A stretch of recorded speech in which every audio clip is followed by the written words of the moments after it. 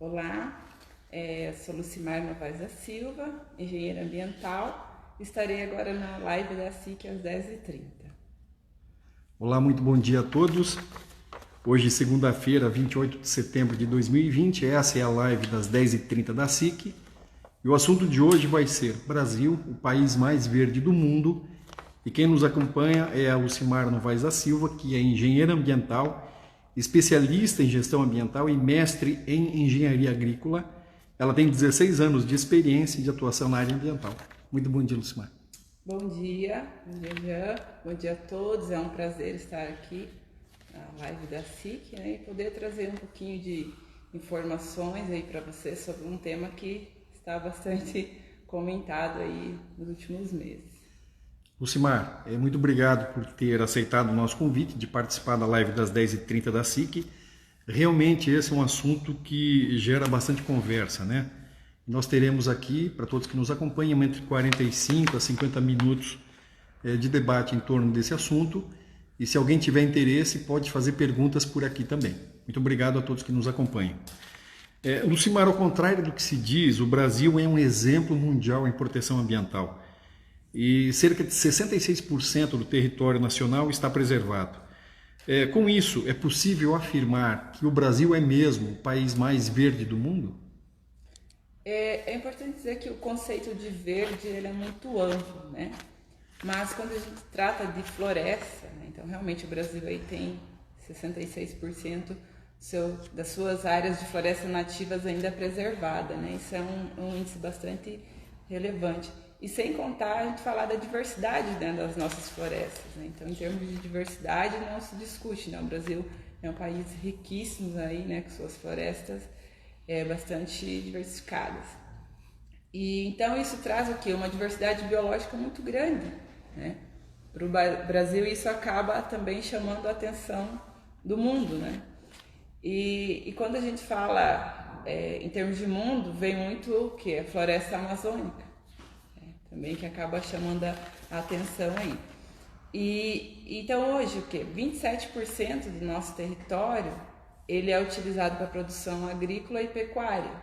Então se a gente pensar em todo o território é um percentual pequeno, né, que é utilizado.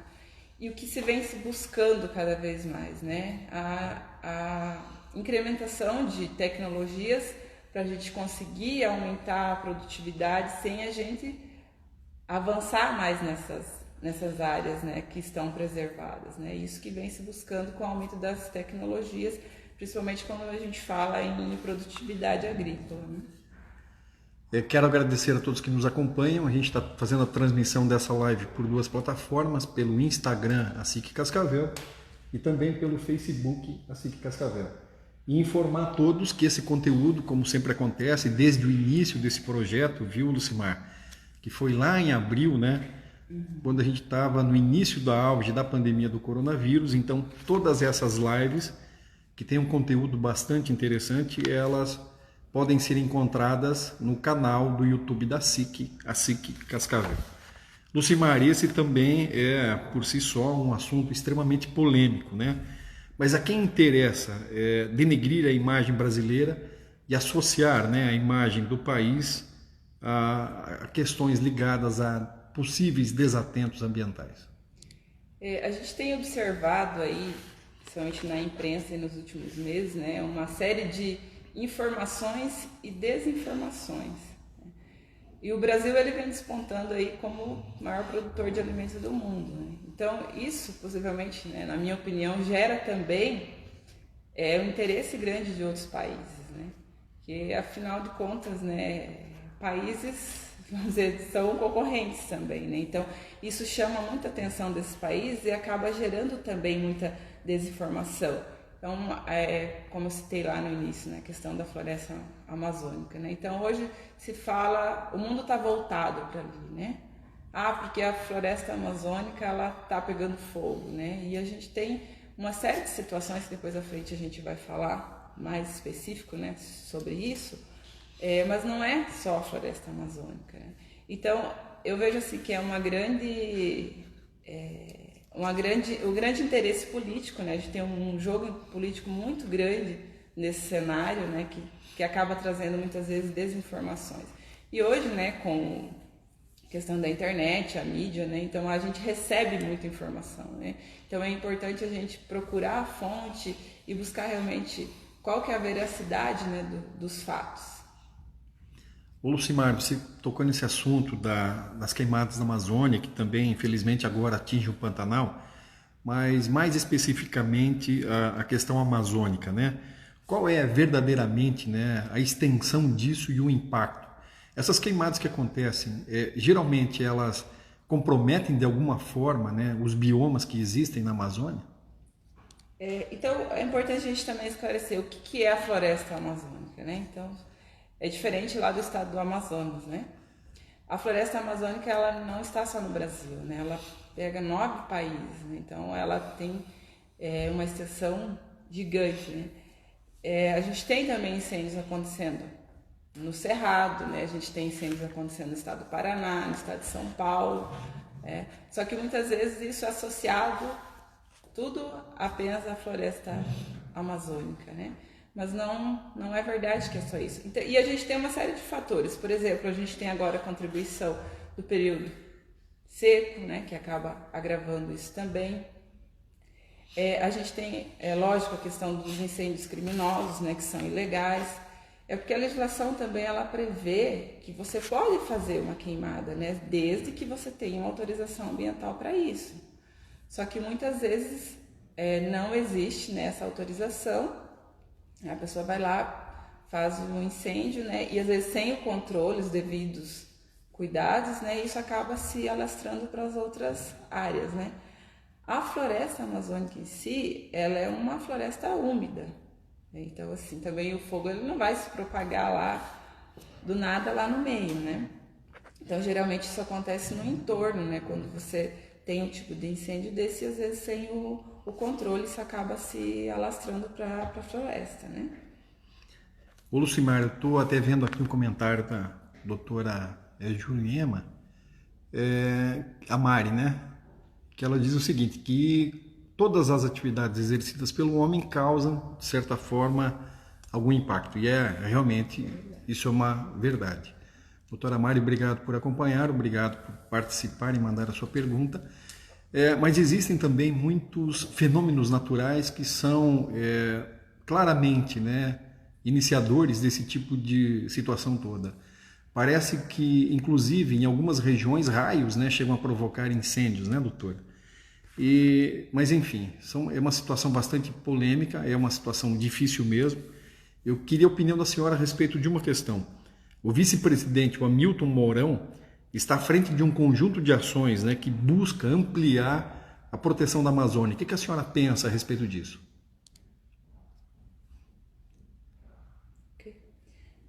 Então, foi criado agora em 2020 o Conselho Nacional da Amazônia, né, que a gente tem à frente o vice-presidente. Eu acho isso um passo importante porque é importante que a gente tenha alguém, né, lá do alto escalão à frente disso, né? E eu acho que é uma oportunidade de a gente voltar mais a atenção para a floresta amazônica, né? Porque muitas vezes isso acaba ficando meio esquecido mesmo, né? Então é uma autoridade que vai buscar mais atenção, né, para esse assunto e, claro, uma oportunidade de uma presença mais efetiva do Estado, né, e de ações mais concretas, né, para a conservação da floresta amazônica.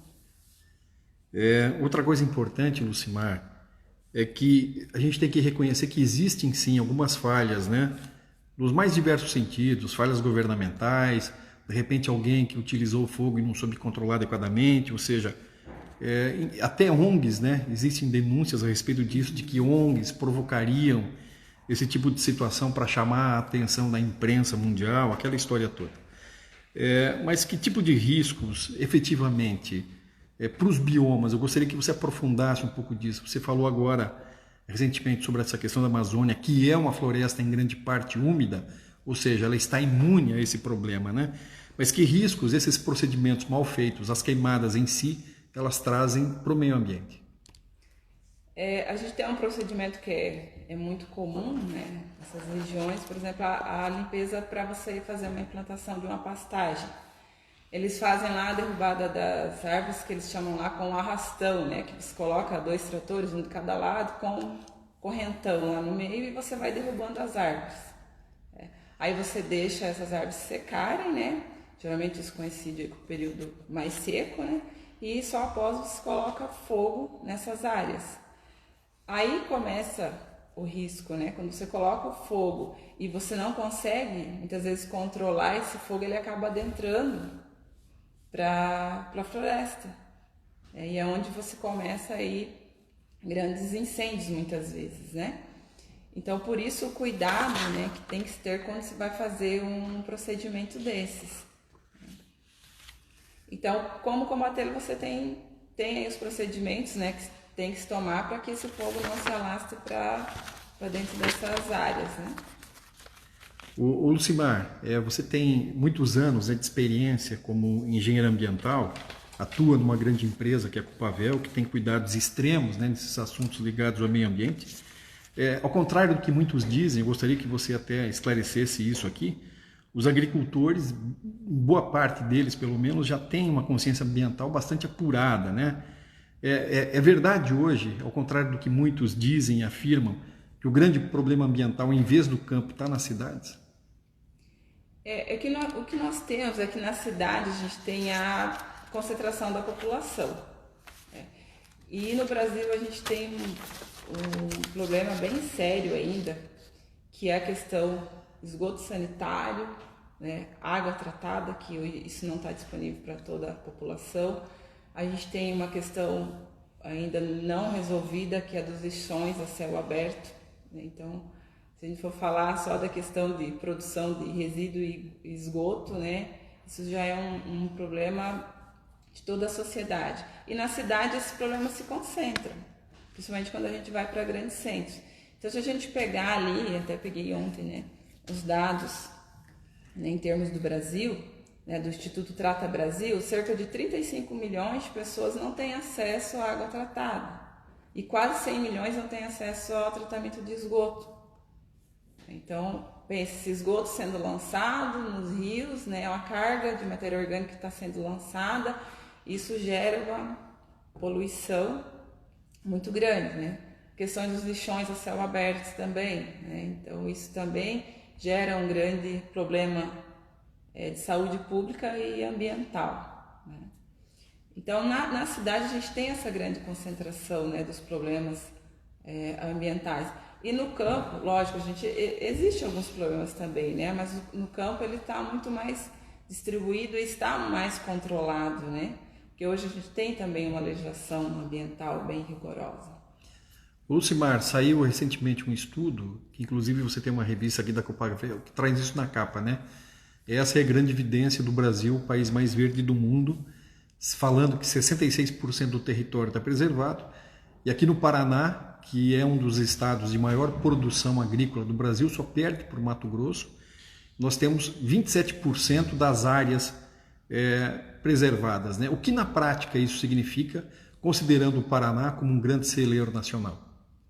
Esse 27% ele corresponde às áreas de preservação permanente, né, que são aí áreas de nascentes, beiras de rios, topos de morros, né, são áreas que são obrigatoriamente a gente tem que manter preservadas, você não pode utilizá-las, né, a não ser com manejo, é lógico. E as áreas de reserva legal, que no caso do nosso estado são 20%, né, são destinadas à reserva legal conforme o Código Florestal Brasileiro. Então, a gente tem um número bastante expressivo no Paraná, apesar de ser principalmente a nossa região, né, uma região basicamente agrícola, né? E volto a falar da questão que eu falei lá no início, né? Por isso que a gente vem buscando cada vez mais, né, as melhorias das tecnologias, né, para a gente aumentar essa produtividade, né? E a gente até tem um dado, né, que nas últimas 3 décadas, só na nossa região, a gente teve um incremento de cerca de 200% na produtividade, sem a gente ampliar a área de produção. Quem nos acompanha hoje é a engenheira ambiental Lucimar Novaes da Silva, que fala para a gente sobre questões ambientais no assunto principal da nossa live de hoje, que é Brasil, país mais verde do mundo. Você tocou antes, hein, Lucimar, numa questão muito importante, dizendo que a legislação brasileira é bastante rigorosa, né, e ela trata assim com bastante cuidado, né, qualquer tipo de excesso. O que isso efetivamente quer dizer? Como ela é rigorosa? Que tipo de punições ela prevê? Nós temos uma legislação que é bastante ampla, né, e rigorosa mesmo no Brasil, desde a parte florestal, parte de resíduos, emissões atmosféricas, né, efluentes líquidos. Então a gente tem uma legislação bastante completa, né, desde legislação nacional, e a gente tem os estados também que legislam, né, os municípios também. Então a gente tem uma legislação bastante rica. Só que a gente tem algumas falhas, eu vejo, em termos, às vezes, de fiscalização, né? Temos algumas deficiências em termos de fiscalização. Isso não é um panorama geral, a gente vê isso também, varia muito de estado para estado, como o estado também pode atuar, né? A gente vê essa diversidade. Mas é uma legislação realmente bastante rica, né? E que realmente falta muitas vezes maior fiscalização, né, e o cumprimento disso. Mais uma vez, agradecer a todos que nos acompanham pelo canal da SIC aqui no Instagram e também pelo Facebook, e dizer que esse material vai ficar para consulta depois, né, no canal da SIC no YouTube, a SIC Cascavel. Quem participa com a gente hoje da live das 10h30 é a engenheira ambiental Lucimar Novaes da Silva, que traz esclarecimentos pertinentes a respeito dessa polêmica toda que envolve, né, a questão ambiental e que principalmente faz com que o mundo olhe de uma forma diferente para o Brasil a respeito disso. Quer complementar alguma coisa? Isso, eu quero Fica à vontade. complementar, né, que a gente estava falando da legislação, né? Então, um marco que eu considero bastante importante foi o marco do saneamento, que agora é de 2020, né, que foi votado e aprovado, que é a Lei 14.026 de 2020. Então, o que ela traz lá, até, como a gente falou, né, da questão do problema da cidade, por isso que eu quero complementar, que ele traz o quê? Que até 2033, né, 99% dos municípios eles vão ter que ser atendidos, né, com água potável e 90% com esgoto tratado. E além da eliminar a questão dos lixões a céu aberto, né? Então, esse novo marco de saneamento trouxe um ponto bem importante assim, para o Brasil em termos de, né, saúde pública e questão ambiental. E, Lucimar, diante do que a floresta representa, né, do que nós temos aqui, você falou que a floresta amazônica está em 9 países, né, mas grande parte dela está no Brasil, né? E isso, de certa forma, desperta os olhares e a ambição do mundo todo, né? Então, muita gente acaba não gostando da interferência internacional de artistas famosos, né, de líderes de nações importantes que vêm e falam do Brasil. E, por outro lado, existe uma contracrítica que é, poxa, vocês vêm falar da gente, mas vocês não cuidaram e não cuidam do que é de vocês. Vocês se desenvolveram, acabaram com as florestas. Esse é o discurso comum que a gente escuta e agora vocês vêm colocar o dedo aqui no Brasil, né? De certa forma, muitos entendem isso como até uma afronta à soberania nacional. Você entende dessa forma ou considera que deveria existir, sim, uma agenda mundial, uma agenda internacional para discutir essas amplas questões ambientais? Então, a floresta amazônica, hoje 60% dela está no Brasil, né? A maior parte dela está ali. É a maior diversidade, né, de uma floresta tropical do mundo, né? Está ali. Então, isso, claro, chama bastante atenção mesmo, né? Só que o que eu observo também, né, muita gente que muitas vezes nem conhece com propriedade do assunto, acaba aproveitando o ensejo, né, muitas vezes até para chamar atenção, né?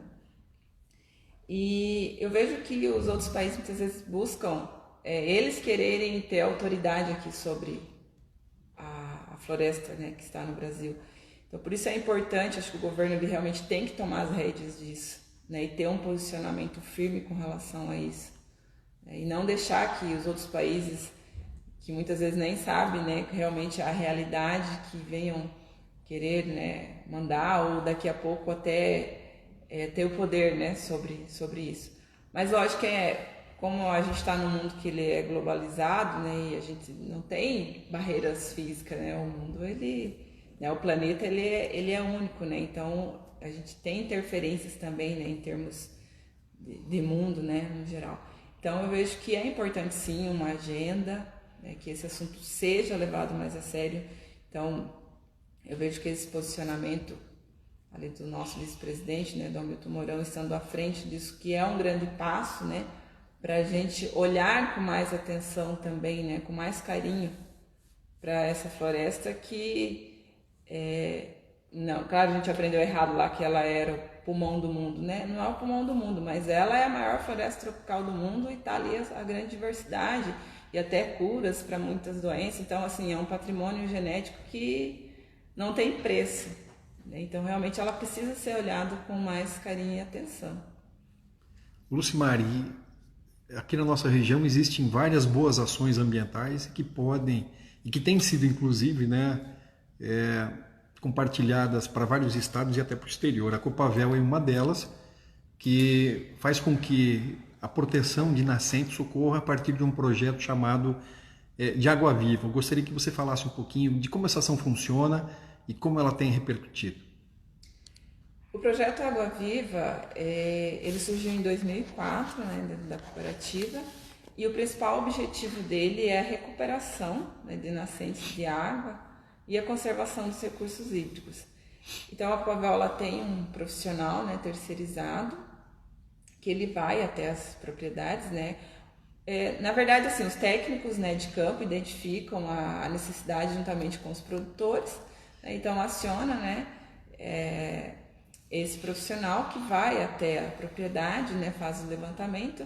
E é interessante que esse trabalho é sempre assim, a gente busca fazer com os próprios produtores e a comunidade do entorno, né, porque daí também eles entendem qual que é o procedimento e podem reaplicar isso depois, né, e também entender qual a importância disso, né, principalmente a gente está num período agora, que a gente vinha no período de uma seca bastante prolongada, né, a gente está aí, acho que é a maior seca do estado do Paraná, né? E a gente está com uma escassez bastante grande de recursos hídricos, né? Então, a conservação dessas nascentes, desses recursos é fundamental, né? E muitas vezes é a vida da propriedade. Então, sem a água não tem sobrevivência, né? Lucimar, e diante desse debate todo, você tira alguma coisa boa, extrai alguma coisa que se aproveita no que se refere a ter otimismo de que as próximas gerações serão ambientalmente, né, mais conscientes? É possível pensar assim? Com certeza. Hoje a informação também ela está muito mais disponível, né? E então a gente já vem construindo, né, gerações mais conscientes também, né? Se a gente comparar lá nossos pais, né, hoje nossos filhos, então a gente já vê que tem uma visão bem diferente, né? Na escola hoje já se ensina, né, de uma forma diferente. Então eu vejo que as pessoas hoje elas têm muito mais consciência, né, porque também a informação está mais disponível, né? A gente tem também, né, voltando lá à questão da legislação também, cada vez mais rigorosa, né, fiscalizações também. Então tudo isso vai construindo um cenário, né, para que a gente tenha um futuro, né, melhor e com sustentabilidade, né? É lógico que também não adianta a gente falar, né, que vamos só preservar o meio ambiente, né? A gente precisa conservar, né, que é aquilo, a gente extrair dele o que a gente precisa, né, mas de maneira a garantir, lógico, né, a sustentabilidade deles para as futuras gerações. Ela é engenheira ambiental, especialista em gestão do meio ambiente, é mestre em engenharia agrícola, tem 16 anos de experiência e atuação na área ambiental. Lucimar Novaes da Silva foi a convidada da live das 10h30 desta segunda-feira, 28 de setembro de 2020, a quem novamente agradeço. E agradecer a todos que nos acompanharam, em nome do presidente da SIC, Michel Lopes, do vice Genésio Pegoraro. Obrigado ao pessoal do Facebook. E dizer que esse conteúdo vai ficar armazenado, né, lá no canal da SIC no YouTube e a SIC Cascavel. Lucimar, mais uma vez, muito obrigado por ter aceitado nosso convite e prestar esclarecimentos tão importantes para a gente. Eu que agradeço, Jean. Obrigada a todos que nos acompanharam. Um grande abraço. Obrigado e até a próxima.